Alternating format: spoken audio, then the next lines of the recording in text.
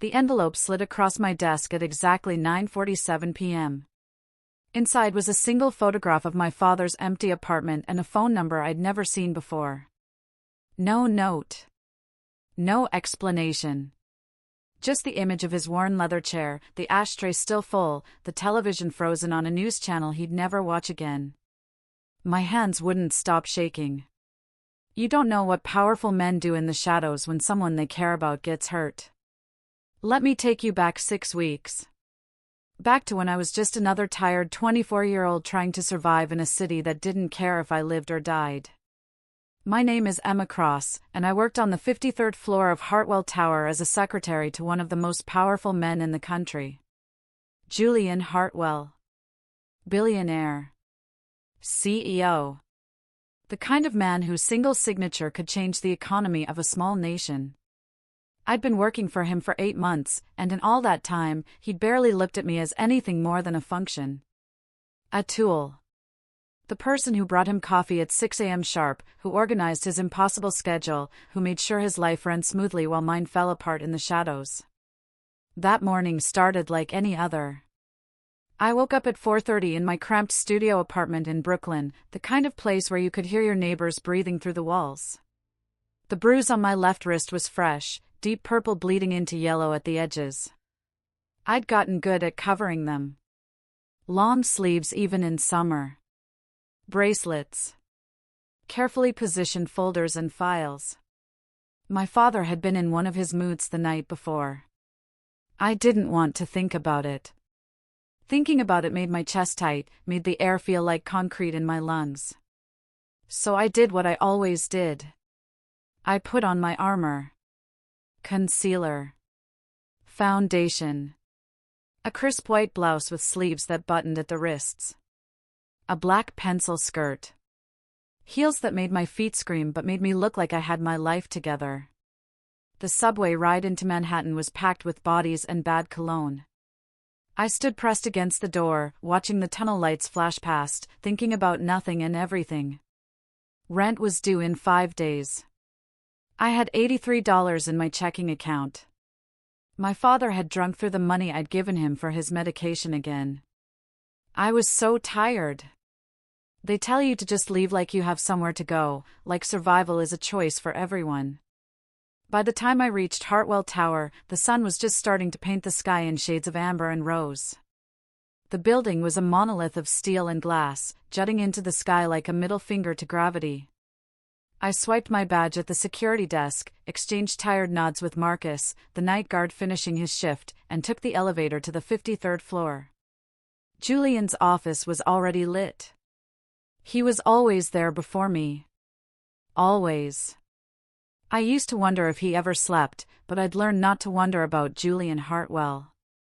Wondering led to curiosity. Curiosity led to feelings. And feelings in this job were dangerous. I set my bag down at my desk just outside his office door and went through my morning routine. Start the coffee maker with the imported beans he preferred. Check his calendar. Print his schedule. Review any overnight emails that needed immediate attention. Organize the contracts that had come in late last night. Everything had to be perfect. Emma. His voice came from inside the office, low and commanding even at 6 in the morning. I grabbed his coffee, black, no sugar, and pushed open the heavy wooden door. Julian Hartwell sat behind his desk like a king on a throne. At 36, he was unfairly attractive in a way that seemed almost cruel. Sharp jaw.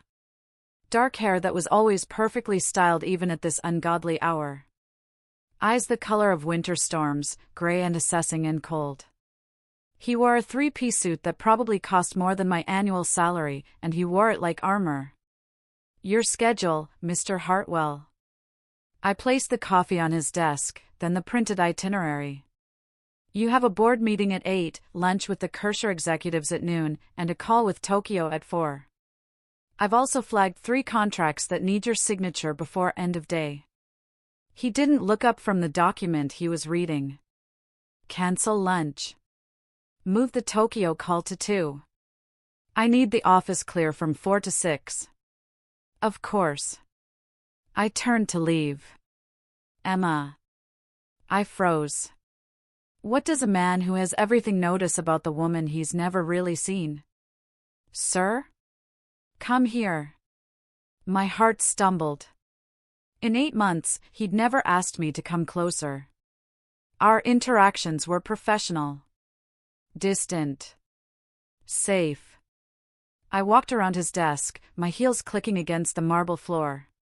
He finally looked up from his papers, and for the first time since I'd started working for him, Julian Hartwell actually saw me. His eyes traveled from my face down to where I clutched the spare files against my chest. Your wrist. The words were quiet. Almost too quiet. I'm sorry? Your left wrist. Let me see it. Panic shot through me like ice water. I adjusted my grip on the files, pulling my sleeve down reflexively. I don't know what you... Emma. His voice had changed.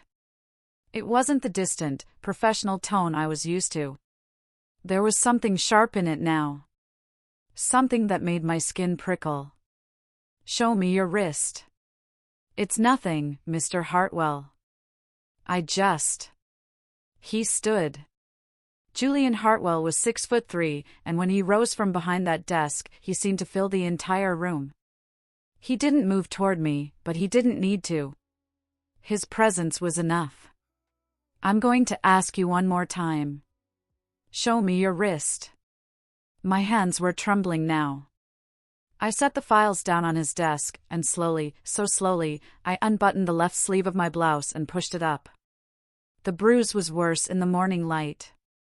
Finger-shaped. Unmistakable. Julian's jaw tightened.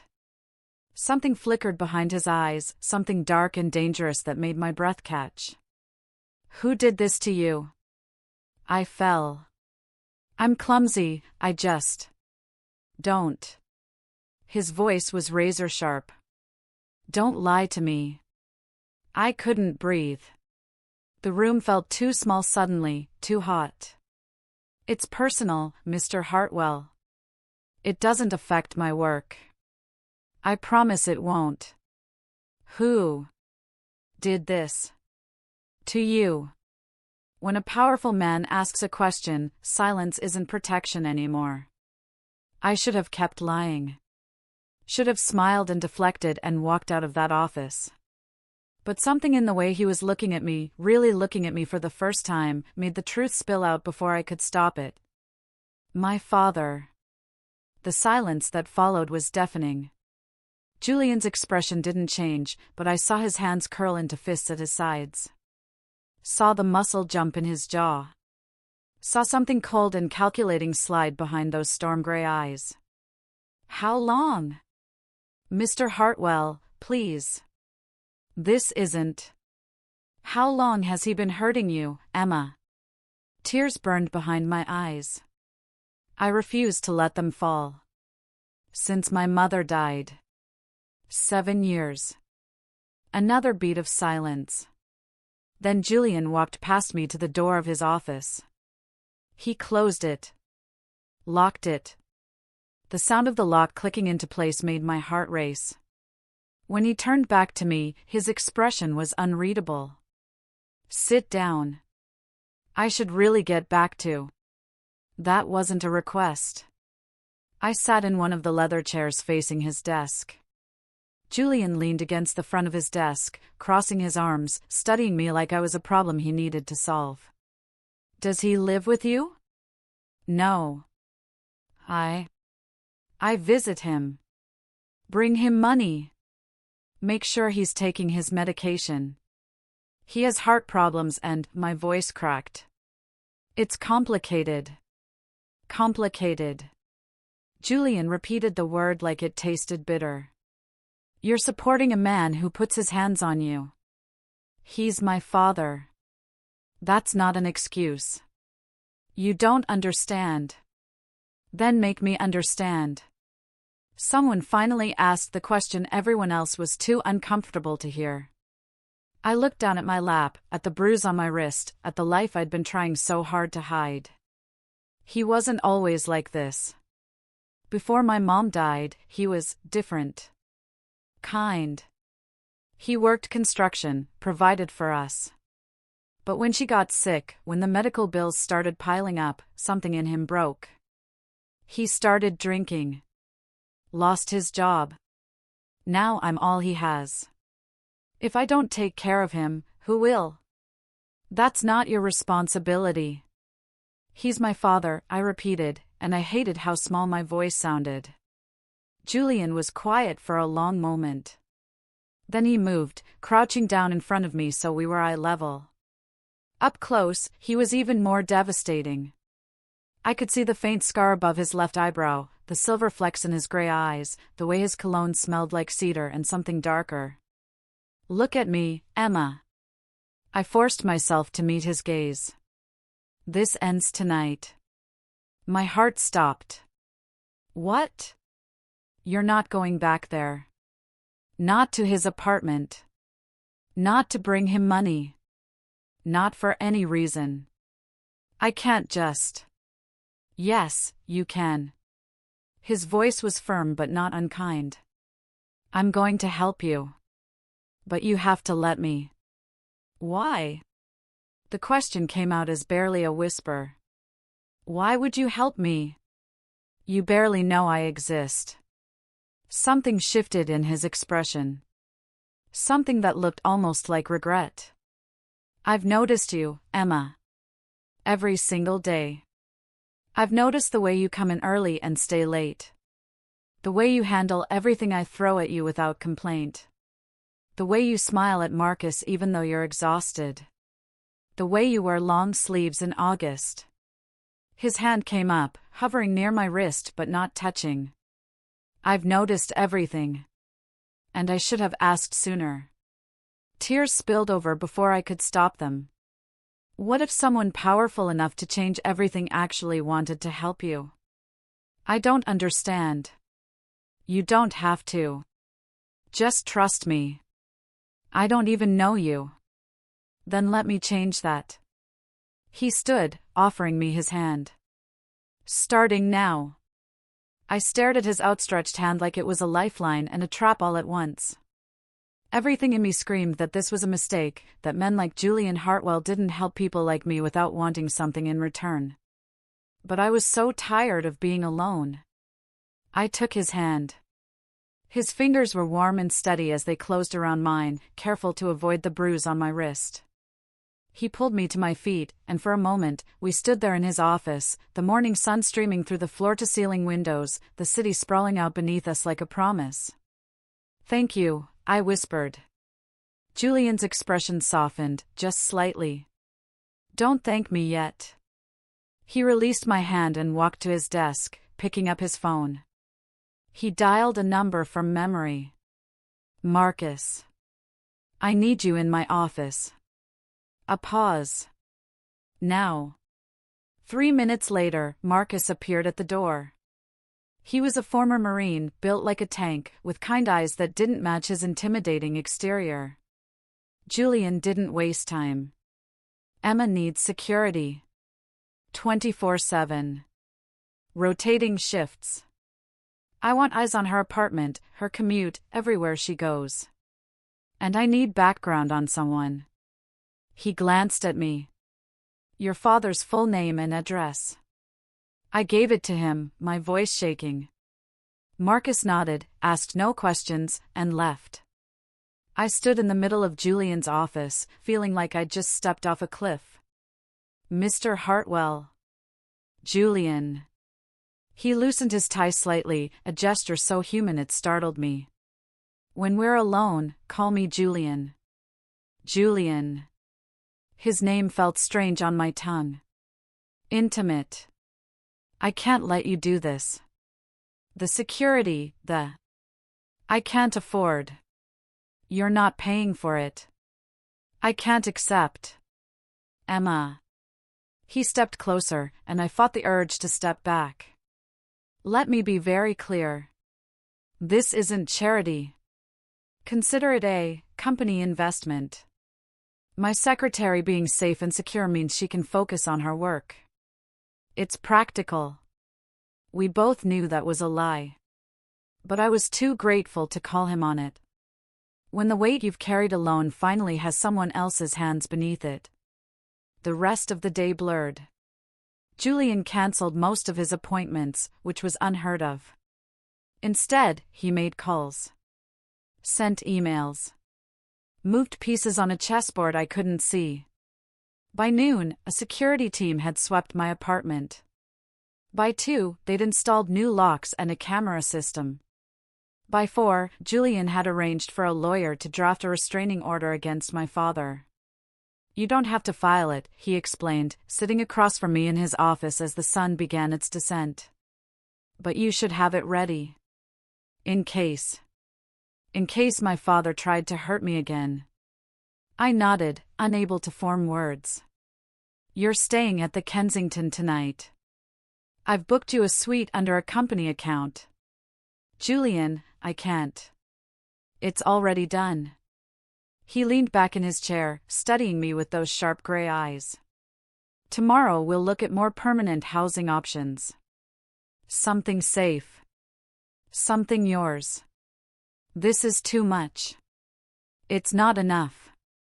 The way he said it made my chest ache. Why are you doing this? I asked again. Really? Julian was quiet for a long moment.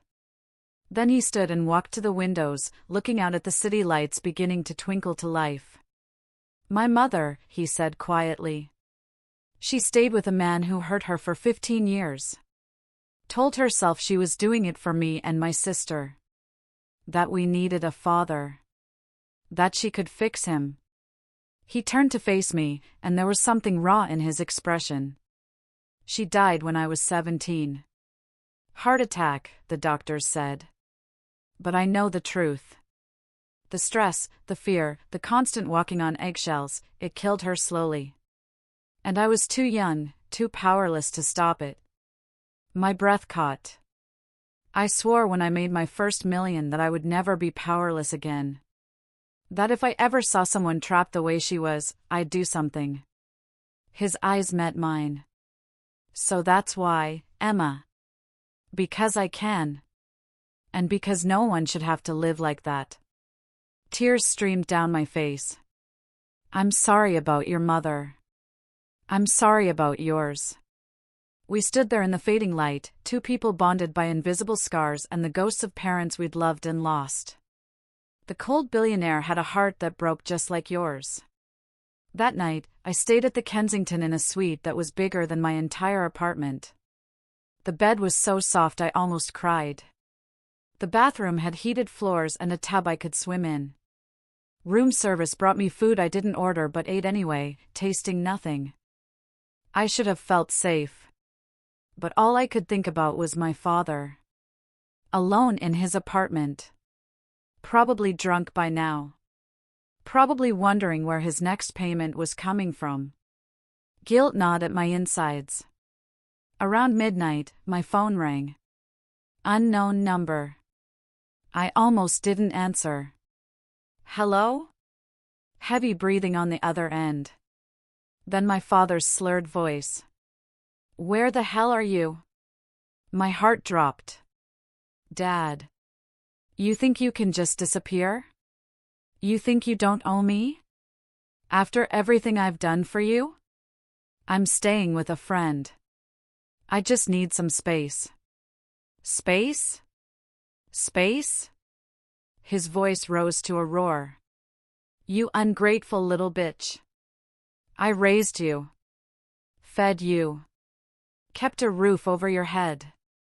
And this is how you repay me? Tears burned my eyes. Dad, please. You get your ass back here right now, or I swear to God. The line went dead. I stared at my phone, my whole body shaking. He'd never called me that before. Never been that angry. What if he did something stupid? What if his heart? My phone buzzed.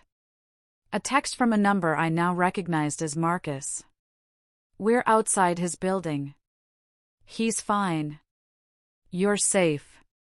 Get some sleep. I didn't know whether to be comforted or terrified that they were already watching him. I didn't sleep that night. While you sleep, powerful people are making decisions about your life you'll never know about. The next morning, I showed up to work early despite the exhaustion. Julian was already there, as always, but when I walked in, he looked up immediately. "You look tired." "Couldn't sleep." "Your father called." It wasn't a question. Of course he knew. "Yes." Julian's expression darkened. "What did he say?"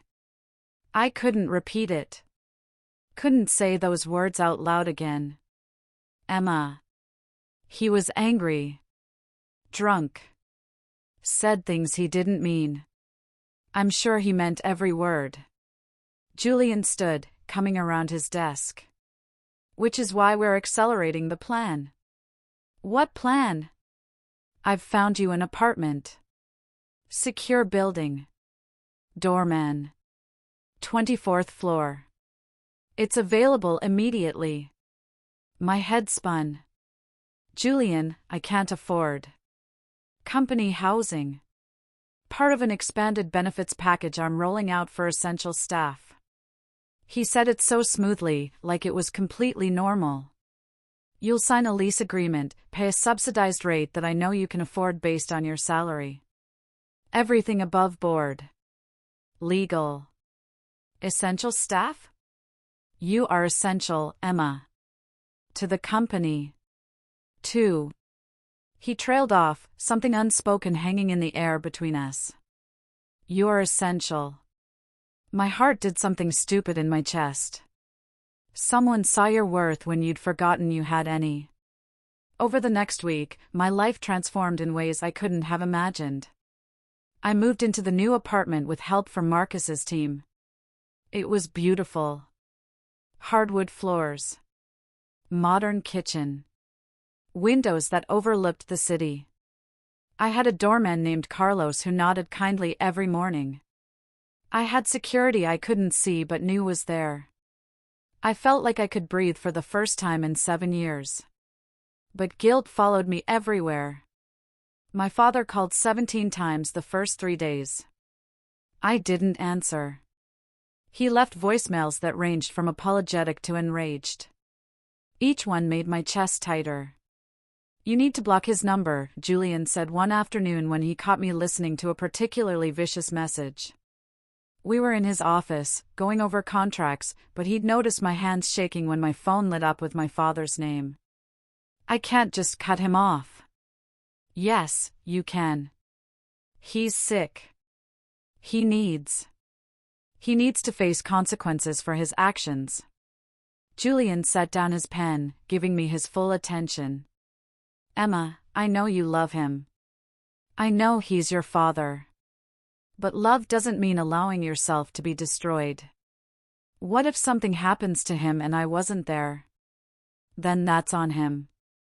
Not you." It sounded so simple when he said it.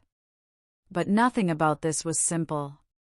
They say blood is thicker than water to trap you in cycles you didn't create. Working closely with Julian changed something between us.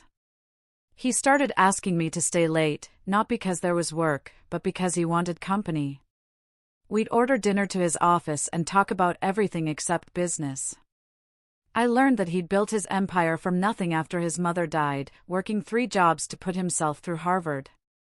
That he'd made his first million by 25 through a risky tech investment everyone said would fail. That he collected vintage watches and hated modern art and could play piano but never did anymore. That he looked at me sometimes like I was a puzzle he was trying to solve. "Tell me something no one knows about you," he said one night. We were sitting on the floor of his office, backs against the leather couch, sharing expensive wine that tasted like cherries and oak. "I wanted to be a dancer," I admitted. "Before my mom got sick. I was accepted to Juilliard." Julian turned to look at me, surprise flickering across his face. "What happened?" "Medical bills. Someone had to work. My dad couldn't, so I did." "Do you regret it?" "Every single day." The honesty surprised even me. Julian was quiet for a moment. Then he said, "It's not too late. You're 24. You could still." "I'm too old. Too out of practice. Too afraid?" I looked at him sharply. "Excuse me? I think you're brilliant at making excuses for why you can't have the things you want." His gray eyes held mine. "Your father. The money. The timing. But the truth is, you're terrified of wanting something and failing to get it. So you don't try. You just exist." Anger flashed through me. "You don't know anything about my life." "Don't I?" He leaned closer. "I know you accept crumbs when you deserve a feast. I know you make yourself small to avoid taking up space. I know you apologize for breathing. I know you think you're not worth saving." "Stop." "Why?" "Because it's true? Because it's cruel?" "No." His voice softened. "What's cruel is watching you waste your potential because some drunk asshole convinced you you're worthless." I stood abruptly, wine sloshing in my glass. "I should go." "Emma." "Thank you for the wine, Mr. Hartwell." The formality was a blade between us. I grabbed my bag and left his office, my heels clicking angrily against the floor. I heard him call my name, but I didn't stop. How dare he see you so clearly when you've worked so hard to stay hidden? I avoided Julian for 3 days. It was childish and unprofessional, but I couldn't face him. Not after he'd stripped me bare with nothing but words. I communicated through emails. Left his coffee and schedule on his desk before he arrived. Made sure I had meetings during his usual office hours. On the 4th day, he cornered me. I was in the break room, making tea, when he walked in and closed the door behind him. "We need to talk." "I'm working, Mr. Hartwell." "Stop calling me that. It's your name." "Emma." He moved closer, and I backed into the counter. "I'm sorry." The apology startled me. I shouldn't have said those things. I pushed too hard. He ran a hand through his hair, a gesture of frustration I'd never seen from him. "I see so much potential in you. So much strength. And it kills me that you don't see it." "You don't know me," I whispered. "Then let me." The air between us felt electric. "Why do you care?" I asked. "Really? Is it just guilt about your mother? Or is it something else?" Julian's jaw tightened. For a moment, I thought he wouldn't answer. Then he said, "Both." "Both?" "Yes, seeing you in a situation like my mother's makes me want to help."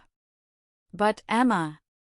He stepped closer, close enough that I could feel the heat radiating from him. "That's not the only reason I can't stop thinking about you." My breath caught. "Don't." "Don't what?" "Don't say things you don't mean." I've never meant anything more in my life. His hand came up, hovering near my face but not touching. Giving me the choice. I should have walked away. Should have reminded us both that he was my boss. That this was inappropriate. That I was too broken for someone like him. But I didn't. Instead, I leaned into his touch. "What if someone could see all your broken pieces and want you anyway?" His hand cupped my cheek, thumb brushing across my cheekbone with devastating gentleness. "I want to kiss you," he said quietly. "But I need you to tell me you want it too." "This is a bad idea." "Probably. I work for you." "I know. I'm a mess." "So am I." I searched his eyes for any sign of doubt, any hint that this was a game. But all I saw was raw honesty. "I want it too," I whispered. Julian kissed me like I was something precious. Soft. Slow. His other hand found my waist, pulling me closer, and I melted into him. He tasted like coffee and mint and something uniquely him. The kiss deepened, his tongue sliding against mine, and I made a sound I didn't recognize. When we finally broke apart, both breathing hard, Julian rested his forehead against mine. We should talk about this. Later, I breathed. Emma. Kiss me again. So he did. We kissed in that break room like teenagers, desperate and hungry and a little bit reckless. His hands tangled in my hair. Mine fisted in his expensive shirt. The world narrowed to just us, just this moment, just the feeling of finally being wanted by someone who saw me. When we finally stopped, my lips were swollen and my heart was racing and I felt more alive than I had in years. This changes things, Julian said. I know. I don't do this. Get involved with employees. I don't do this either. Get involved with billionaires. A smile tugged at his lips. So we're both breaking our rules. Spectacularly. He kissed my forehead, gentle and sweet. We'll figure it out. Together. Okay? I nodded, not trusting my voice. This is what it feels like when someone chooses you back. Over the next 2 weeks, Julian and I fell into something that felt like a relationship but existed in the shadows. At work, we were professional. He was Mr. Hartwell. I was his secretary. We maintained appropriate distance in front of others. But after hours, everything changed. He'd text me to stay late. We'd order dinner. Talk for hours. Kiss until we couldn't breathe. He never pushed for more, seemed content to just be near me. I want to take you somewhere, he said one Friday night. We were in his office, me curled up on the couch, him sitting beside me with my feet in his lap. Where? My place. Tomorrow night. I'll cook for you. I raised an eyebrow. You cook? I have many hidden talents. His thumb traced circles on my ankle. Say yes. Yes. His smile was devastating. That Saturday, a car picked me up at 7. The driver took me to a penthouse in Tribeca that was somehow both massive and intimate. Floor-to-ceiling windows. Exposed brick. Modern art that I suspected was original. Julian answered the door in jeans and a dark sweater, looking more relaxed than I'd ever seen him. You're staring, he said, amused. You're in jeans. I do occasionally dress like a normal human. I'm not convinced you're human. He laughed, pulling me inside. Come on. I'm making risotto. We cooked together, which mostly meant Julian cooked while I sat on the counter and handed him ingredients. He moved in the kitchen with the same confidence he had in the boardroom, precise and controlled. Where'd you learn to cook? I asked. My mother. Before everything fell apart, she loved cooking. Said it was meditation. She taught me when I was young. He stirred the risotto, lost in memory. After she died, I kept cooking. It was the only way I could still feel close to her. My heart ached for him. She'd be proud of you. Of everything you've built. I hope so. He glanced at me, something vulnerable in his expression. I hope she'd approve of you too. Me? You're the first person I've brought here. To this apartment. The first person I've wanted to share this with. Oh. Oh. Julian. You don't have to say anything. I just wanted you to know. This matters to me. You matter to me. I slid off the counter and walked to him, wrapping my arms around him from behind. He was tall enough that my head barely reached his shoulder blades, but I held him tight. You matter to me too, I whispered. We ate dinner on his balcony, overlooking the city lights. Talked about our childhoods. Our dreams. The lives we'd imagined before tragedy reshaped us. Do you ever think about leaving? I asked. Just walking away from all of this? Sometimes. Usually around 3 a.m. when I can't sleep. He refilled my wine glass. But then morning comes and I remember why I built this. The power to change things. To help people. To never be powerless again. Does it work? Does having all this power make you feel safe? Julian was quiet for a long moment.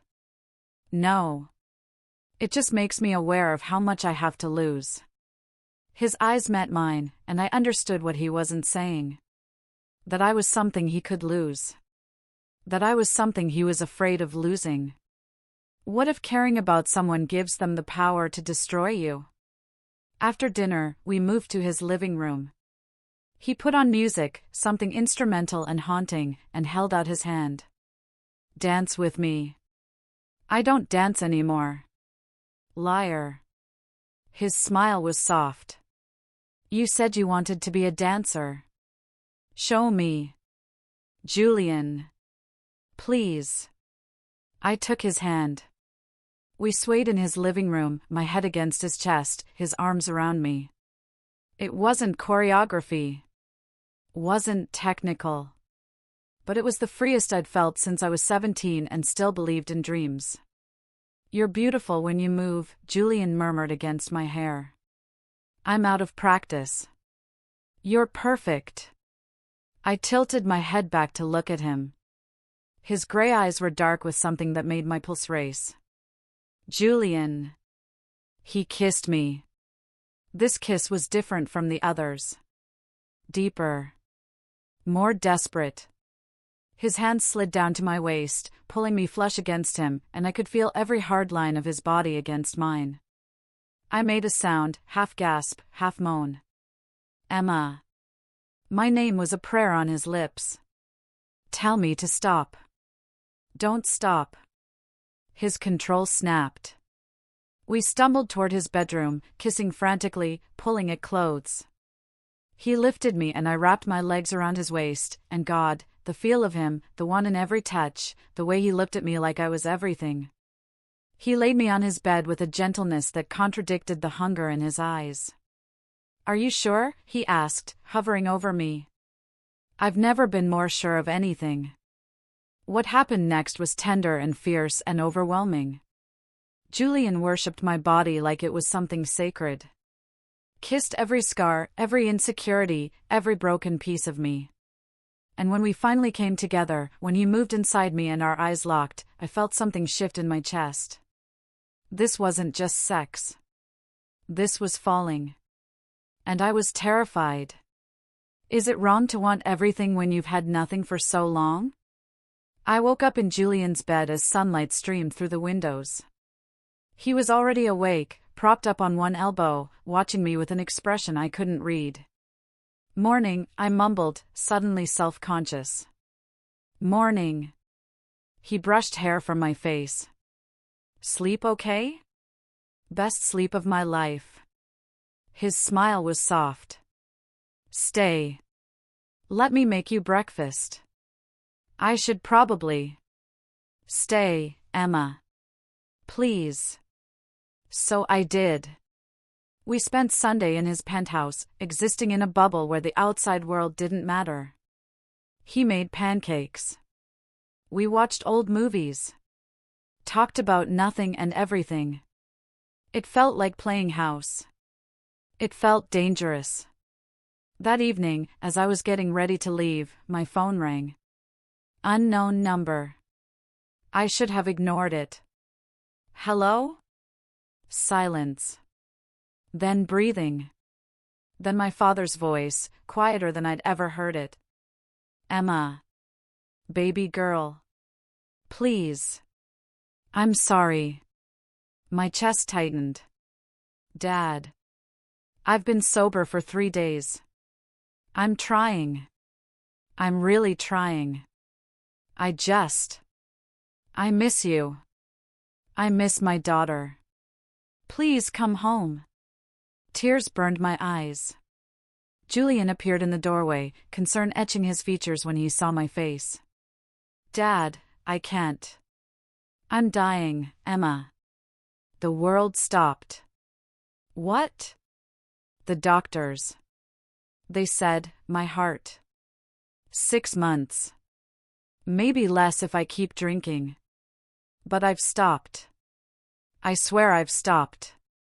Please. I don't want to die alone. I don't want the last thing I said to you to be, his voice broke. Please, baby girl. Give me one more chance.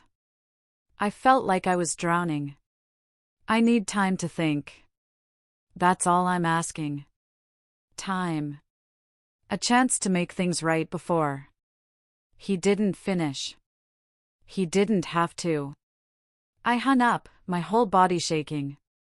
Julian was beside me instantly. What happened? He says he's dying. 6 months. Emma. What if it's true? What if I walk away and he dies alone and I couldn't finish? Julian pulled me into his arms. We'll figure this out.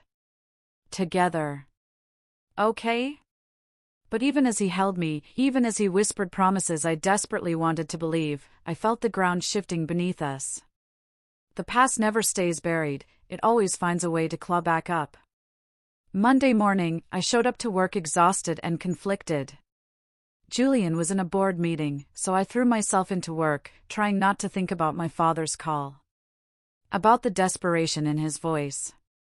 About the ticking clock he'd placed on our relationship. Around noon, Marcus appeared at my desk. Miss Cross. Can we talk? His tone made my stomach drop. Of course. We went to one of the small conference rooms.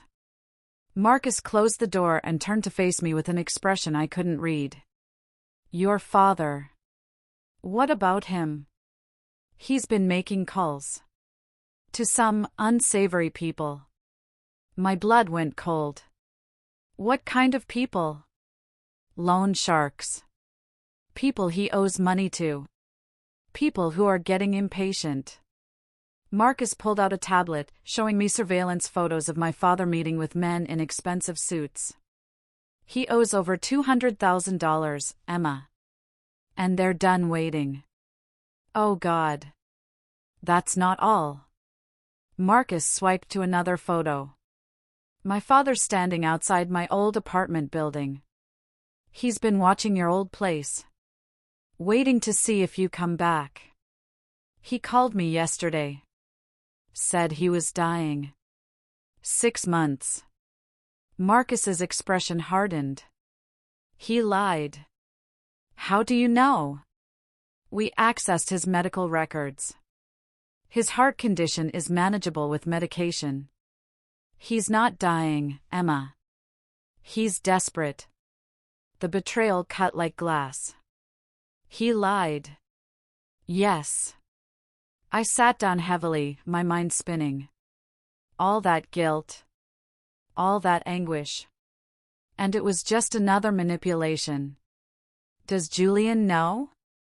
I called him out of the board meeting to brief him 5 minutes ago. He wanted me to tell you immediately. As if summoned, Julian appeared in the doorway.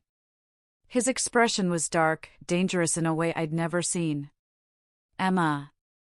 I stood. He lied to me. I know. He's in debt to criminals. I know that too. Julian, I'm so sorry. I didn't know he. None of this is your fault. He crossed the room, taking my hands in his. But we need to deal with this. Now. Before it gets worse. What do you mean?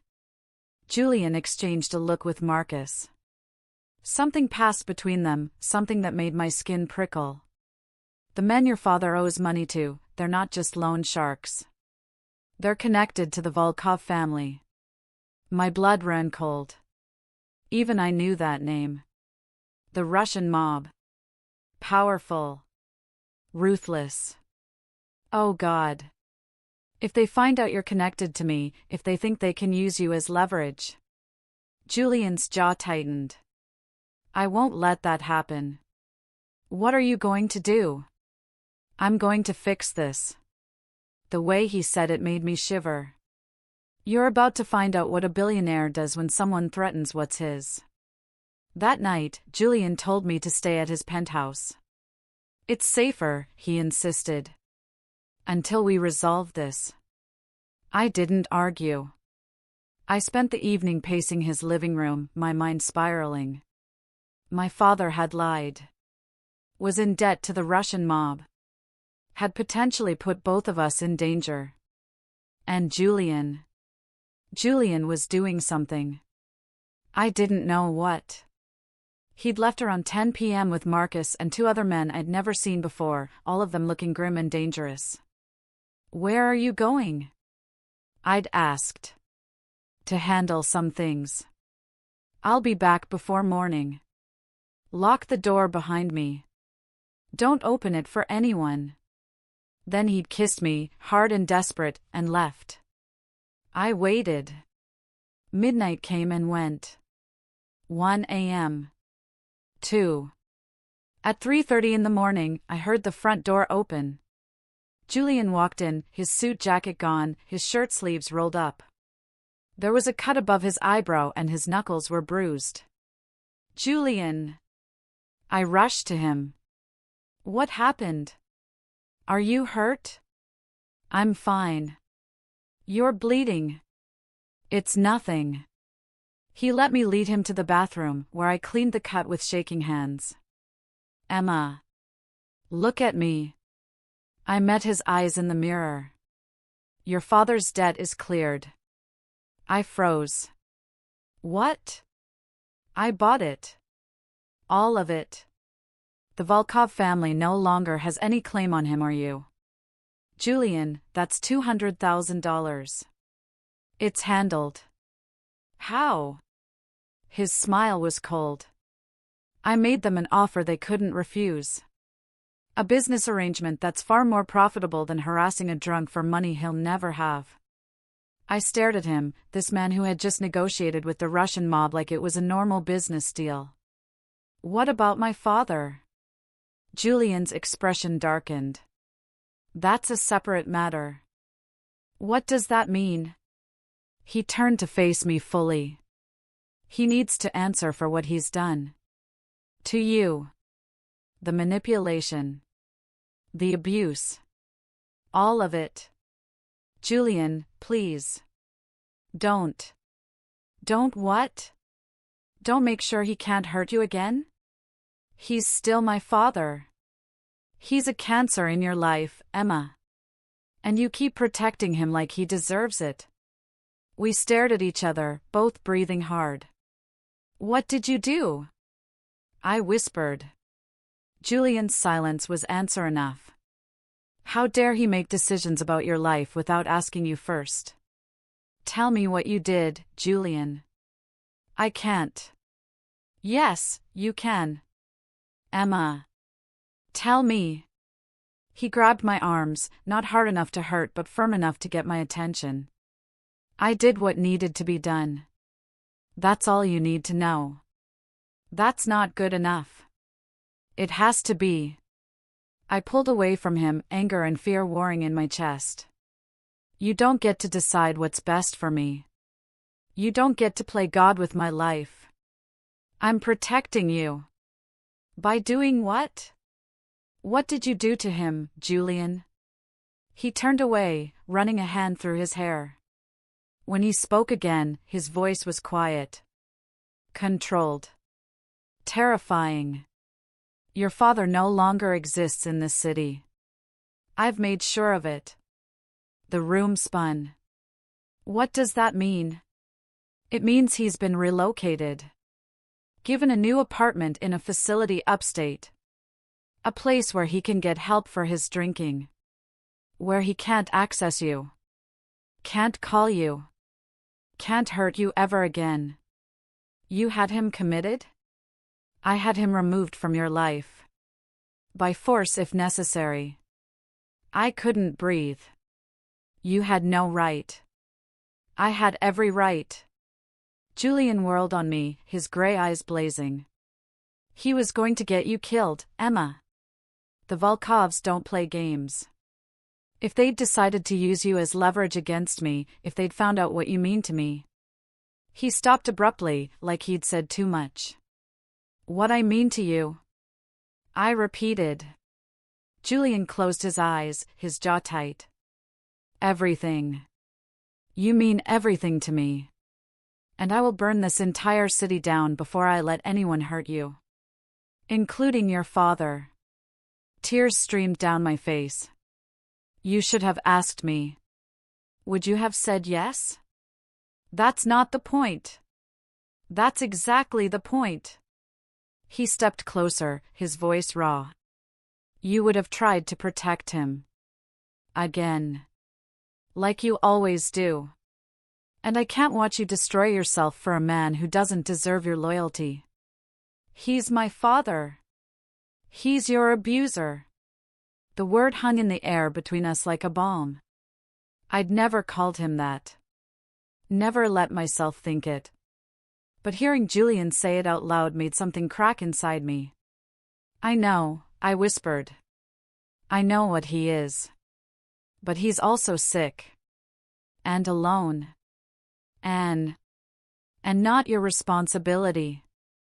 Julian's hands cupped my face, his thumbs wiping away tears. You are not responsible for saving him, Emma. You never were. I broke. Sobbed in Julian's arms while he held me, while years of guilt and shame and twisted love poured out of me. He carried me to the bed, laid down with me, and just held me while I shattered. I'm sorry, he whispered against my hair. I'm sorry I made the decision without you. But I'm not sorry I got him away from you. I can't be sorry for that. I understood. God help me, I understood. Sometimes love means making the hard choices you can't make for yourself. I woke up the next morning wrapped in Julian's arms. He was awake, watching me with red-rimmed eyes that suggested he hadn't slept. Hi, I whispered. Hi. We lay there in silence for a long moment. I'm still angry at you, I said. I know. But I also understand why you did it. I know that too. I traced the line of his jaw with my finger. Where is he? Really? A rehabilitation facility in upstate New York. It's expensive. Private. They specialize in alcoholism and anger management. He'll stay there for a minimum of 6 months. And then? And then he can choose to continue his life far away from you. I've set up a trust that will pay for his living expenses, medical care, everything he needs. But it comes with conditions. He doesn't contact you. Doesn't come to New York. Doesn't exist in your world anymore. You're paying for his entire life. I'm paying for your freedom. More tears spilled over. Why? Why do all of this for me? Julian's expression softened. Because I'm in love with you, Emma. Completely. Irrevocably. And I will do whatever it takes to keep you safe. My heart stopped. Say that again. I love you. He said it like a vow. I've loved you since the moment I saw those bruises on your wrist and wanted to burn the world down to protect you. I love your strength and your kindness and the way you dance when you think no one's watching. I love that you still see the good in people who don't deserve it. I love you, Emma Cross. All of you. I couldn't speak. Couldn't breathe. Could only kiss him with everything I had. This is what it feels like when someone loves you the way you deserve to be loved. The envelope arrived exactly 2 weeks later. I was at my new desk in my new apartment, working on a project for Julian, when Marcus knocked on the door. This came for you. The envelope was thick. Expensive paper. My name written in handwriting I didn't recognize. Inside was the photograph of my father's old apartment. Empty. And a note in Julian's handwriting. He's safe. You're free. The rest is up to you. I stared at the photo for a long time. My father's empty chair. The space where he'd hurt me. The apartment I'd visited every week out of obligation and guilt and twisted love. All of it gone. I should have felt guilty. Should have felt like a terrible daughter. Instead, I felt light. Like I could finally breathe. I called Julian. Did you get it? He asked. Yes. Are you okay? I am. Really. For the first time in years, I actually am. I could hear his smile through the phone. Good. That's good, Emma. Julian? Yes. I love you too. Silence. Then, quietly, say that again. I love you. I'm in love with you. And I'm terrified and grateful and so in love with you. I'm coming over. You're in a meeting. I don't care. He hung up. 20 minutes later, there was a knock on my door. I opened it to find Julian standing there in his three-piece suit, looking slightly disheveled and absolutely perfect. Hi, I said. Hi. He stepped inside, closing the door behind him, and pulled me into his arms. I need you to understand something, he said against my hair. I will always protect you. Sometimes in ways you won't like. Sometimes in ways you'll hate me for. But I will never stop trying to keep you safe. That's who I am. I know. Can you live with that? I pulled back to look at him. This brilliant, complicated, dangerous man who had torn my life apart to build it back better. Yes. As long as you promise to talk to me. To let me in. To stop making all the decisions alone. I promise. He kissed my forehead. Partners?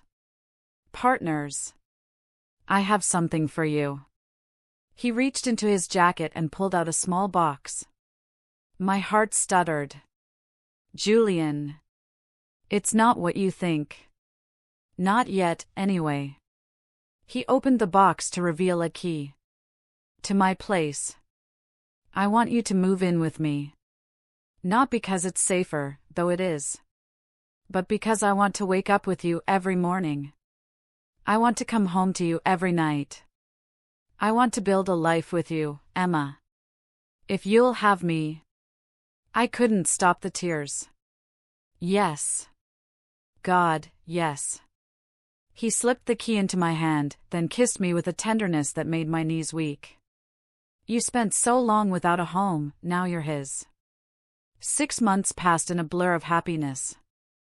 I moved into Julian's penthouse. We merged our lives in ways that felt both natural and miraculous. He taught me to cook complicated dishes.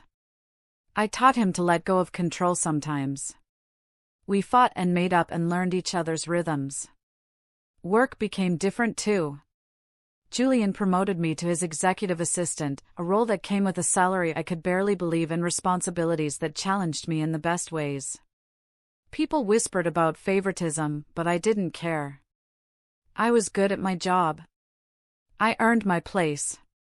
I started taking dance classes again. Just once a week at first, then twice. Julian would watch sometimes from the observation window, and the look on his face made me feel like the most beautiful thing in the world. My father completed his program. I got weekly updates from the facility. He was sober. Attending therapy. Working on himself in ways he never had before. He wrote me a letter. Just one. Emma. I know I can't undo what I've done. Can't take back the years of pain. But I want you to know that I'm trying. Really trying. Not because someone is forcing me, but because I finally understand what I almost lost. You deserved better than what I gave you. You deserved a father who protected you, not one who hurt you. I'm sorry. Those words will never be enough, but they're all I have. I hope one day you can forgive me. But if you can't, I understand. Just know that I'm proud of you. So proud. And I hope you're happy. Love, Dad. I cried when I read it. Julian held me while I did. Do you want to see him? He asked. I don't know. Maybe someday. But not now. Okay. Is that wrong? No, love. It's healthy. We never talked about what happened that night. About how my father had disappeared. About the phone call to the Volkovs. About whatever Julian had done to make it all go away. Some things were better left in the dark. You survived, and now you're thriving, and no one can ever take that from you. 1 year after those bruises appeared on my wrist, Julian took me to dinner. It was a small restaurant in the West Village, intimate and candlelit. We'd been there before. It was one of our favorites. But tonight felt different. Julian was nervous. I could tell by the way he kept adjusting his cufflinks, the way his knee bounced slightly under the table. What's wrong? I asked. Nothing. Everything's perfect. Julian.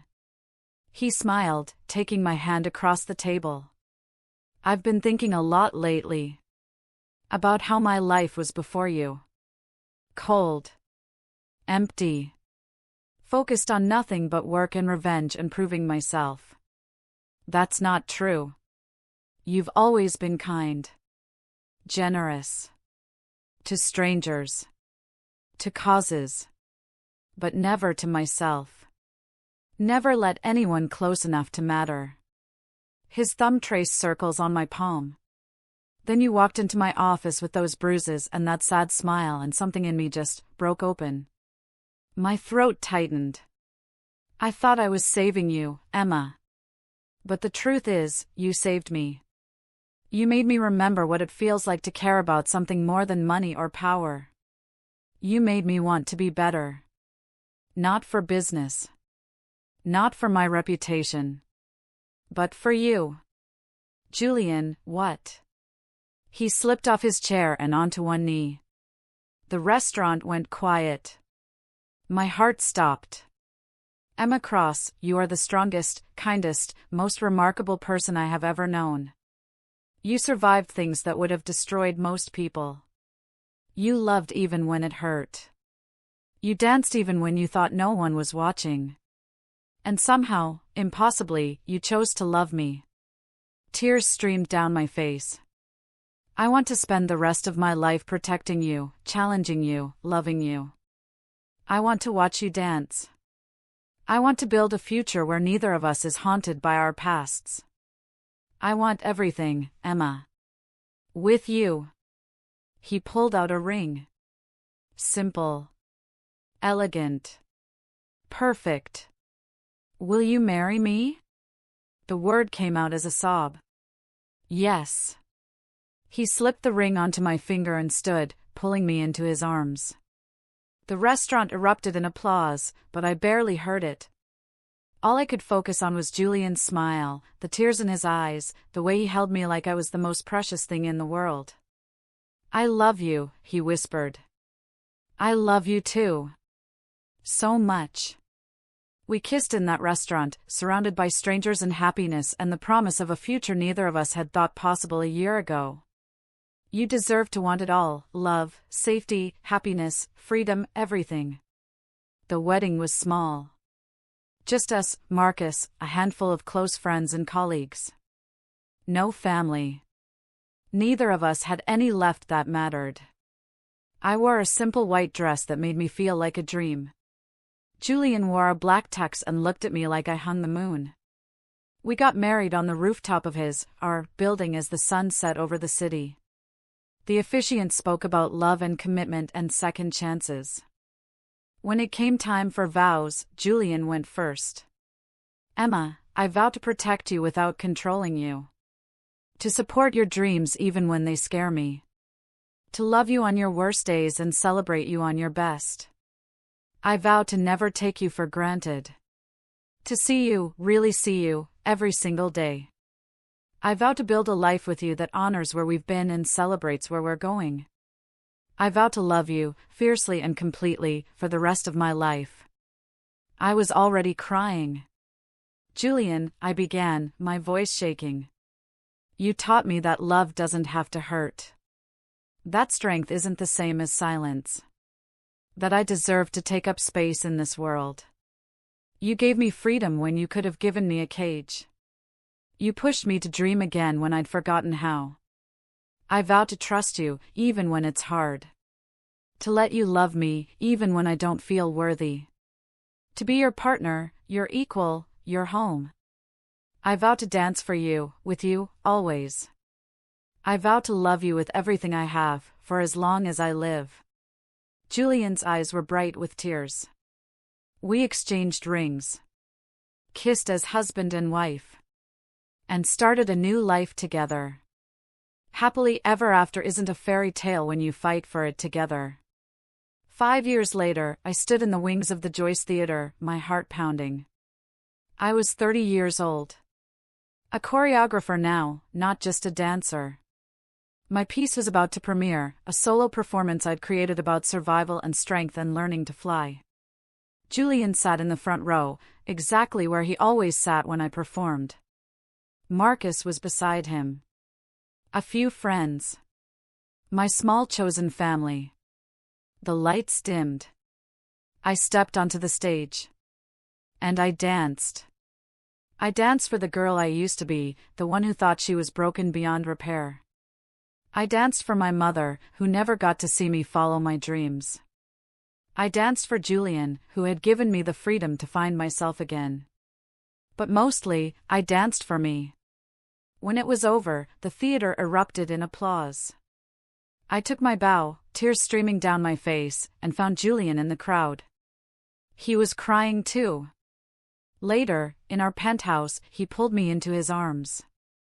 You were magnificent. You always say that.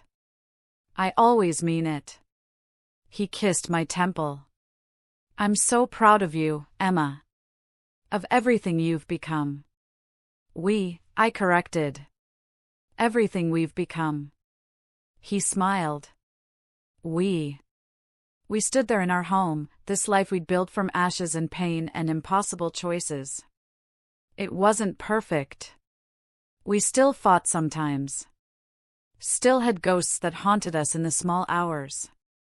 But we had each other. We had freedom. We had love. And that was more than enough. That was everything. You still wonder sometimes what happened to your father that night, but some questions are better left unanswered. My father never contacted me again. The trust Julian set up continued to support him. I got quarterly reports from the facility, then from the halfway house he moved to, then from the small apartment he eventually found in Vermont. He was sober. Working as a maintenance man at a community center. Going to AA meetings. Living a quiet, simple life. Part of me wondered if I should reach out. If enough time had passed. If forgiveness was something I owed him. But every time I considered it, I remembered something Julian had said once. Forgiveness doesn't mean reconciliation. You can forgive someone and still choose not to let them back into your life. That's not cruelty. That's wisdom. So I forgave my father. Quietly. Privately. In my own heart. But I didn't call. Didn't visit. Didn't give him access to the life I'd built. And I didn't feel guilty about it anymore. That, more than anything, was freedom. You finally understand that protecting yourself isn't selfish, it's survival. 10 years after those bruises appeared on my wrist, Julian and I sat on our balcony, watching our 7-year-old daughter dance in the living room behind us. Lily had his gray eyes and my smile. She was fearless and kind and so full of light it hurt sometimes. She's going to be better than both of us, Julian said, watching her spin. She already is. He pulled me closer, pressing a kiss to my hair. Do you ever regret it? Any of it? Which part? All of it. The way it started. The things I did. The choices I made for you. I thought about it. Really thought about it. No. I don't regret it. I wish things had been different. I wish I'd been strong enough to leave on my own. I wish I hadn't needed saving. But I don't regret what we became because of it. You were always strong enough, Emma. You just needed someone to remind you. We reminded each other. Julian smiled. Yeah. We did. Lily ran out onto the balcony, breathless and glowing. Daddy! Mama! Did you see? Did you see me spin? We saw, baby, I said, pulling her onto my lap. You were beautiful. When I grow up, I'm going to dance just like you, Mama. You can be anything you want to be. But I want to be like you. Julian caught my eye over her head, and I saw everything we'd survived, everything we'd built, everything we'd become reflected back at me. Then you'll be extraordinary, Julian told our daughter. Just like your mother. This is the part where you realize, you didn't just survive, you learned how to live. The envelope that started this story sat in my desk drawer for years. The photograph of my father's empty apartment. The note in Julian's handwriting. Sometimes I'd take it out and look at it. Remember that night. The fear. The anger. The moment everything changed. I never asked Julian exactly what happened. How he made my father disappear. What deals were struck. What threats were made. And he never told me. Some secrets, we agreed, were meant to stay in the dark. What mattered was the light we'd built together. What mattered was that I was free. What mattered was that the bruises healed, inside and out. And that I never had to hide them again. You are home now, in his arms, in this life, in yourself. 3 bruises on my wrist made a billionaire erase a man from existence. But they also led me to love. To freedom. To a life I never thought possible. People ask me sometimes how Julian and I met. They want the romantic story. The cute meet. The fairy tale. I always smile and say, he noticed me when I needed to be seen. And that's true. What I don't tell them is that sometimes love isn't gentle. Sometimes it's fierce and protective and willing to burn the world down to keep you safe. Sometimes love makes impossible choices. Sometimes love does dangerous things. And sometimes, when you've lived in darkness long enough, you need someone willing to be ruthless to bring you into the light. Julian was that for me. I was that for him. And together, we built something beautiful from the ashes of who we used to be. The girl with bruises on her wrist is gone now. In her place stands a woman who knows her worth. Who dances like she's flying. Who loves without fear. Who is loved in return. And that woman?